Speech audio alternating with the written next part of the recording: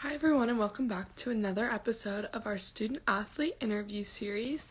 This series interviews various athletes at all levels in all different sports. So today, our guest is Maddie Fife. She's a rising junior and a catcher on the softball team at St. Joe's University.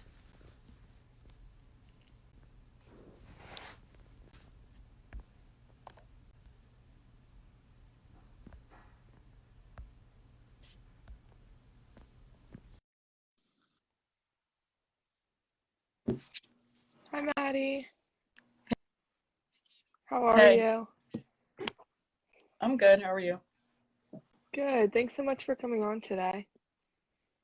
Of course. Okay, so we can just get right into it.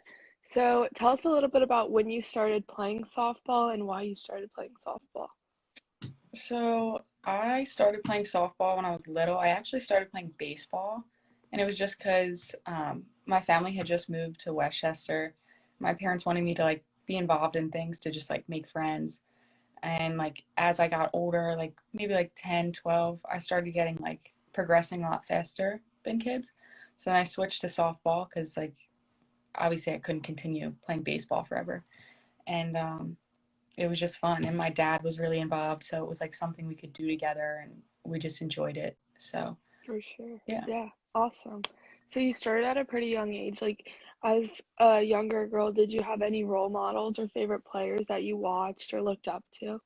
I think favorite player probably Aubrey Monroe. She played for Florida back when we were in elementary school, middle school. She was a catcher, and she was always number one in everything, and she just played in Tokyo, and I just thought she was the coolest. She was just living out my dream when I was little. So I was For sure. I just liked watching her for that. That's awesome. So when did you know that you wanted to play softball in college? Like softball was your sport. When was that point for you? I'd probably say around maybe seventh or eighth grade. I took it seriously. I always knew it could be a possibility if I worked hard enough. But I didn't start taking it seriously until then. And I joined Chaos and started the recruiting process because that was the days where committing in eighth grade was a thing and people would do that. Yeah, So I would say right around then I did. And also you're starting high school, it's kind of a change of pace, and your academics turn more serious, your grades start to matter a lot more. So I'd say for right around sure. then. Awesome. So can you explain a little bit about your recruiting process specifically to St. Joe's? So St. Joe's wasn't even really a school I was really looking at, because when I was younger, in the early recruiting days, I didn't really want to go to a city. I wasn't really too sure about it. Um, and then one day, they were having a camp, and my current travel coach, he was you should go and check it out and just see, they have a new coach, you don't know. So I went to the camp, did it, and I really loved it. Loved the new coach, loved the school, wanted to get to know the girls. And she invited me the same day as the camp to come do uh, an unofficial visit, and then the rest was really history. I committed, and that was it. That's awesome. So what year was that for you? I'd say it was, I think it was ninth going into 10th, so pretty Okay. early. And then right after that, they changed the rules. So Okay. Yeah. So what made you choose St. Joe's as opposed to like the other schools that you were thinking about and looking at during the recruiting process? I chose St. Joe's because one, it's really close to my home, and a big thing for me was I wanted my family to be able to see me play, and if I Yeah, ever really needed them, I was able to go home. And then I also just really liked the new coach and the what she was saying she wanted to do with the program and the direction they were moving. And that was a big thing for me. And she really wanted a family atmosphere, and that's something I um, really love and yeah, thrive off of. So that was really just the deciding factor for me, and I really bought into what she wanted to do the program. So for sure. yeah. Awesome.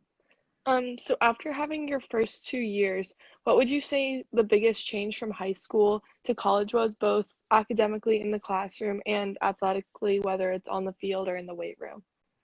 Academically, I'd say like in high school, I was always a really average student. And then once I got to college, I realized I really needed to put more emphasis on like applying myself and like wanting to do schoolwork and needing to do it. Because in high school, you could really get by with just doing like the bare minimum and you would get good grades. So I'd say really Yeah. like applying myself and like wanting to do the work and like investing in my major. And then athletically, I'd probably say in high school, I always thought I was doing a lot of softball and like a lot of working out. When in reality, I was really not. Like it didn't Hmm. compare to what I was doing in college and like the workload of it. So Yeah. I'd say just definitely the workload and like what I was expected to do like day in and day out definitely like heightened a lot. Yeah, for sure. So how did you learn to balance your academics and softball now that you had more of both? I think I just learned like I just used all my resources as best as I could. Like they give Yeah. you all these academic people to help you, and a lot of people don't really tap into those resources. But I realized that that was just the best thing to do, and I really made a schedule that I could thrive off of, like having set study time, set time to go to practice, set time for class. That really helped me and made me feel productive and made me want to do school. So that was really Awesome. Yeah. So how did the pandemic affect you both on the field and off the field, like academically? So I guess on the field, it affected me because everything just stopped. Yeah. And it was really hard for me because I was so used to like having softball every day and like being able to do stuff. And sometimes that was like my escape from everything that was going on. Like, had a bad day, you can go practice and like be with your friends. And then it just stopped. So it was kind of hard for me to like have a routine again and have that all Yeah. based around school because I had never really had that. So that was really hard. And then academically, I guess it was just hard because I had never done just school and only school, and that's it. And that's all I was really allowed Yeah. to do. Like, it wasn't even like I had Right. options to do other things. So that was really hard for me to like sit and focus on. And, but it worked out well. It was probably my Yeah. best semester because of that. So Yeah, for sure. What would you say your greatest accomplishment has been as an athlete? I'd say like my greatest accomplishment is probably just the things that I've learned that like you can't learn anywhere else, like discipline and like respect and like what a hard day's work is and what that's worth in the real world. And I'd say those things you can't really put a price on that because a lot of people don't get to learn that. And I Yeah, think that's just my greatest accomplishment. for sure. That's awesome. And then to wrap things up, do you have any advice for student athletes that are maybe going through the recruiting process, trying to navigate through that whole thing? What's your words to them? I'd say for the recruiting process, just keep all your doors open. Everything's a possibility, and just go with everything. Like if a school wants to come see you, go with it. You never know. Like I didn't think I was gonna end up at St. Joe's, and now I'm at St. Joe's, and I love it, and I don't think Yeah, I could have gone anywhere else. So I'd say just keep every door open and explore every path you can, and move forward with it. Yeah, yeah. Awesome. Well, thank you so much for joining today. of course. Have a good rest of your day. You too. Bye.